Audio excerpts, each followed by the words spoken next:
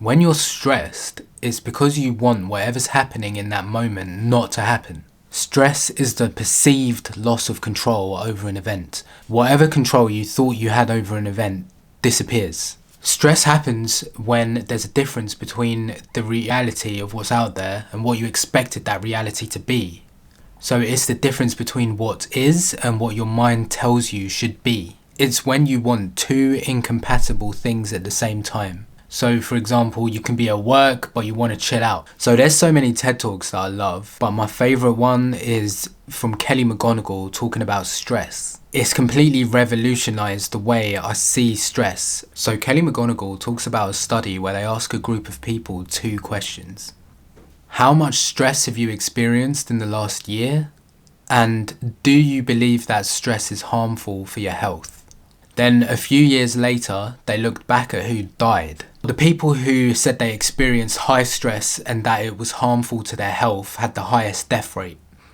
So you'd think that the people who said they had the lowest stress and that it wasn't harmful to their health had the lowest death rate.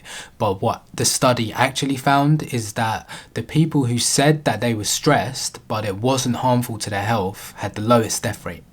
The study therefore concluded that it's not the actual stress that kills you, but your relationship to that stress. So there's two types of stress: distress and eustress. Distress, which you've probably heard of before, that's negative, causes our brains to go offline, causes us to make hasty decisions, causes anxiety, anger, negative emotions. And there's also eustress, which is positive stress. So stress that's healthy and is stimulus for growth. People who said they had high stress but it was not harmful to their health were likely experiencing eustress, and these guys were likely experiencing distress. So she continues to talk about changing how you see stress will change your body's response to stress and make it a healthier one. It's important to understand that stress is completely normal for our brain functioning. It's the natural way that we have survived and adapted throughout our entire existence. So think about back when we were cavemen and women, that we were using the stress response to help with survival in life or death situations. So for example, you're a caveman walking through the jungle and you see a tiger.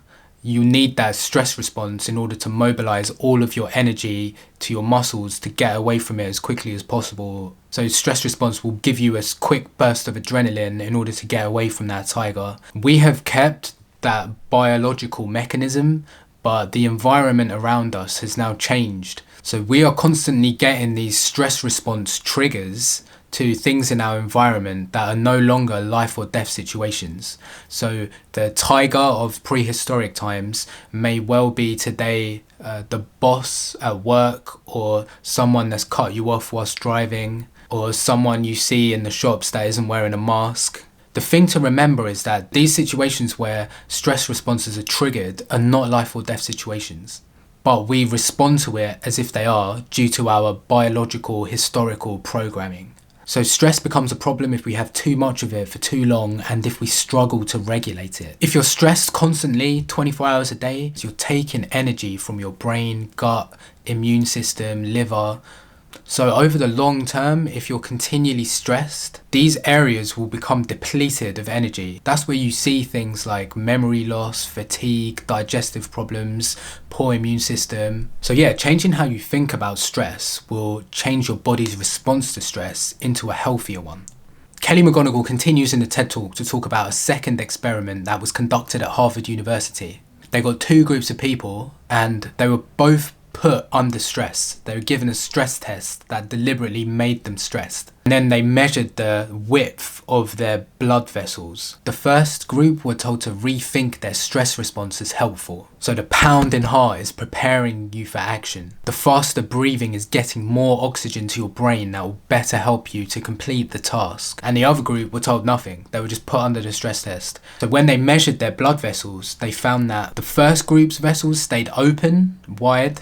The second group were constricted.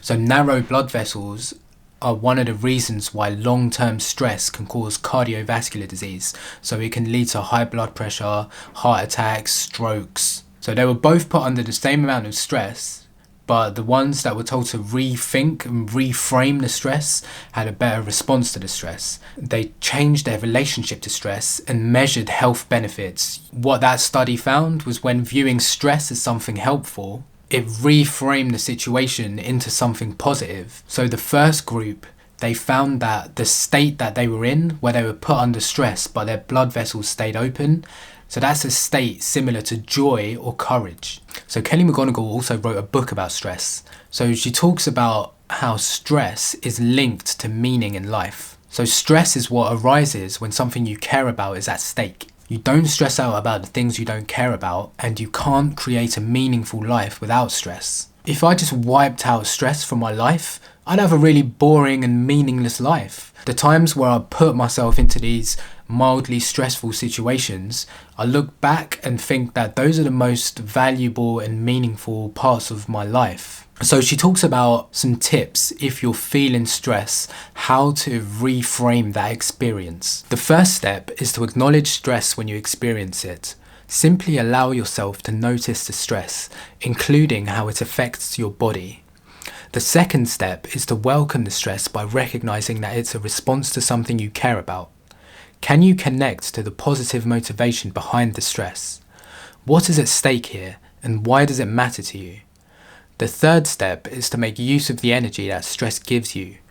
Instead of wasting that energy trying to manage your stress, what can you do right now that reflects your goals and values? When you feel your body responding to stress, ask yourself, which part of the stress response do you need most? Do you need to fight, escape, engage, connect, find meaning, or grow? Even if it feels like your stress response is pushing you in one direction, focusing on how you want to respond can shift your biology to support you. So what she's saying here is that you can be the architect of your own experience.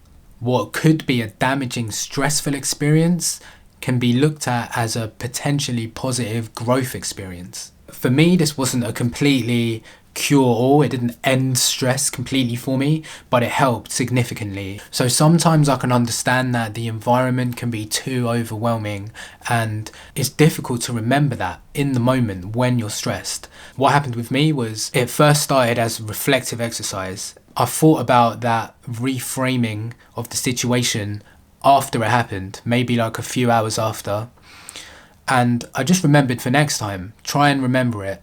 And then what I found was eventually I could remember it whilst the stressful experience was happening, and that gave me the power to change it in the moment. I thought about it in the short term, it seemed damaging, but in the long term it was beneficial.